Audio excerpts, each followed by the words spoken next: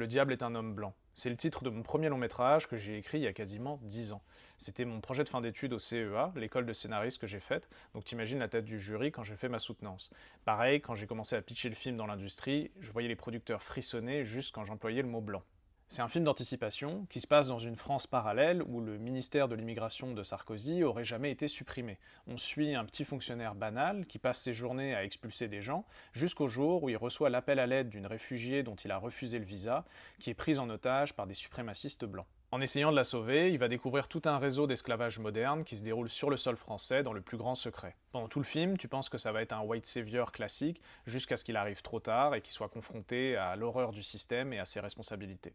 Évidemment, le problème, c'est pas d'être blanc, c'est d'être du côté du pouvoir sans te poser la question, c'est profiter d'un système que tu refuses de regarder en face. Peut-être que ça vient du fait que j'ai passé une partie de mon enfance en Martinique. J'ai pris conscience que j'étais blanc quand je suis rentré en métropole, à la maternelle, où j'ai vu les enfants qui me ressemblaient, comment ils traitaient les enfants non blancs. Donc pour moi, il y a toujours eu un sujet autour de la culpabilité blanche et de son évitement, de la figure même du sauveur blanc. Le diable, il est partout, mais il est surtout dans le miroir de celui qui a l'air innocent. Parce que si on résume grossièrement, la France a institutionnalisé l'esclavage, sur la base de théories racialistes où on a hiérarchisé les êtres humains, et en même temps, on est dans un pays où la race n'existe pas, on ne voit pas la couleur, où les blancs sont les sept de base et les autres sont les racisés.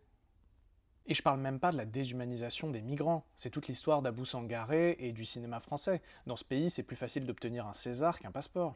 Donc là, je vous parle de mon tout premier scénario. Pour moi, il y avait un vrai sujet de film, un thriller horrifique sur fond de conspiration, évidemment très violent, quelque part entre Brésil et les Fils de l'Homme, un peu France History X.